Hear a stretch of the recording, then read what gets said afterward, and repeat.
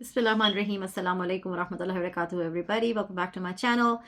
और आज के चैनल आज की वीडियो में मैंने सोचा कि मैं आप लोगों को दो न्यूज़ के बारे में अपडेट दूं स्पेशली। और वो ये है कि पिछले दिनों बहुत न्यूज़ में रहा कि कनाडा ने बहुत सारे चेंजेस लेकर आया है regarding post graduate work permits. और उसने ये अनाउंस किया था कि ओनली स्टूडेंट्स जो कि इनरोल होंगे मास्टर्स प्रोग्राम में या पीएचडी प्रोग्राम्स में उनको जो स्पाउसल वर्क परमिट्स दिए जाएंगे। अब कहानी ये है कि इन्होंने थोड़ा सा अमेंडमेंट की है उस अपने डिसीजन में। और एक न्यूज़ और एक उनकी स्टेटमेंट जारी हुई जिसके अंदर उन्होंने कहा कि जी अब हम थोड़ा सा एडिशन करेंगे इस चीज़ को, थोड़े से चेंजेस लेकर आएंगे। और वो चेंजेस मैं आपको पहले ही बता दूंगी। सबसे पहले तो ये था कि G diploma courses, certificate courses, under graduate courses के स्पाउसेस को वर्क परमिट नहीं दिया जाएगा। ये इन्होंने पहले अनाउंस किया था, ठीक है। और सिर्फ मास्टर्स और पीएचडी के स्टूडेंट्स के स्पाउसेस को वर्क परमिट दिया जाएगा। उसमें क्या अमेंडमेंट्स आई हैं वो मैं आपको बता दूं।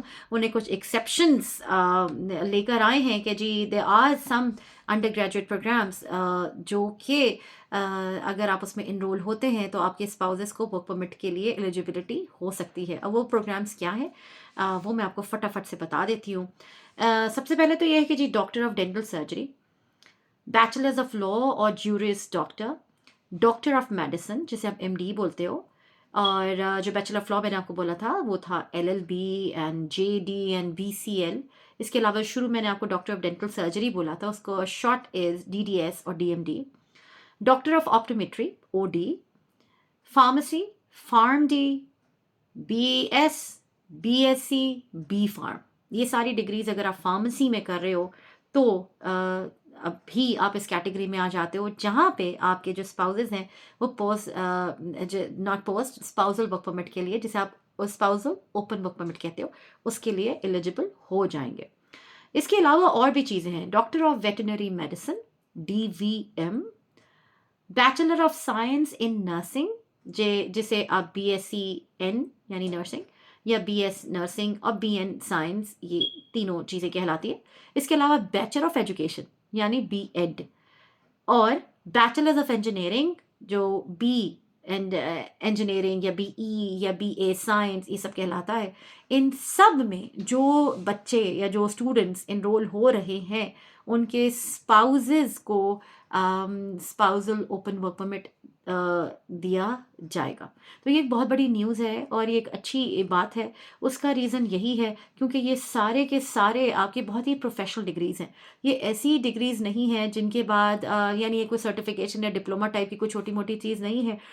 ये वो सारी वो चीज़ें हैं जिसके बाद आपको या तो सर्टिफिकेशन मिलती है या लाइसेंस मिलता है। और ये एक बहुत ही प्रोफेशनल डिग्रीज़ हैं जिनकी कनाडा में बहुत ज़्यादा अशद ज़रूरत है।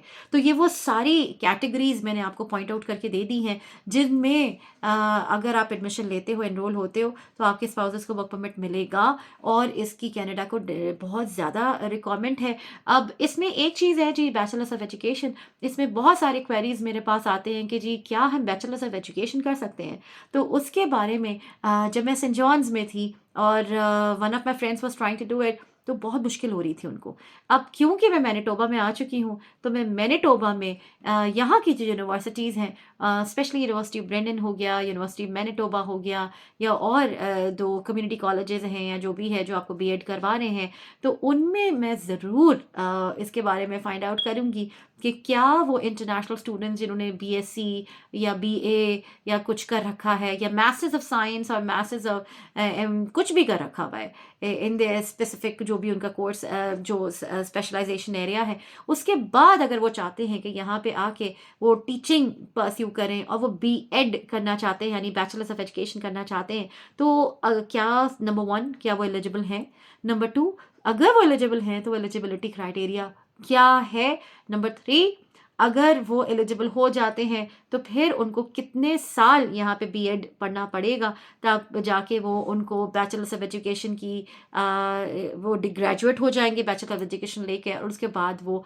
टीचिंग लाइसेंस के लिए एलिजिबल हो जाएंगे। एंड देन ऑब्वियसली यहाँ पे अगर आपको पता हो, मेरी पिछली वीडियोस भी अगर आपने वॉच किए हो तो आपको मालूम होगा कि यहाँ पे आप स्पेशली पब्लिक स्कूल सिस्टम में पढ़ा ही नहीं सकते अगर आपके पास टीचिंग लाइसेंस या टीचिंग सर्टिफिकेशन नहीं है। तो आपको बैचलर्स ऑफ एजुकेशन होना मस्ट होता है और उसके बाद आपका टीचिंग लाइसेंस होना मस्ट होता है, and only then you will be eligible to teach in public school system. Otherwise कुछ प्राइवेट इंस्टीट्यूट्स हैं जो कि आपको बगैर टीचिंग लाइसेंस के भी या बगैर बीएड के भी आपको जॉब दे देते हैं। लेकिन इस वक्त हम बात करेंगे प्रॉपर लाइसेंस होने की। तो मैं इंशाल्लाह ताला इसके बारे में अपनी रिसर्च कंप्लीट करने के बाद एक ज़रूर वीडियो बनाऊंगी जिसमें मैं ये बताना चाहूँगी आपको कि यहाँ अगर आप बीएड में एडमिशन लेकर आना चाहते हैं तो क्या ये पॉसिबल है, और अगर पॉसिबल है तो कौन से इंस्टीट्यूट्स हैं जो ये पॉसिबिलिटी जिनमें ये मौजूद है, ये ऑप्शन मौजूद है। इंशाअल्लाह ताला इस पे हम लोग अपनी नेक्स्ट वीडियो में बात करेंगे। और ये बहुत छोटी सी वीडियो थी, मैंने कहा ये बहुत इंपॉर्टेंट टॉपिक है जिसमें मैं आपको बताना चाहती हूँ। इंशाल्लाह नेक्स्ट वीडियो में मिलते हैं। मुझे और मेरी फैमिली को तो हमें याद रखिएगा, don't forget to like share and subscribe to my channel. अस्सलाम वालेकुम वरहमतुल्लाहि वबरकातुहू।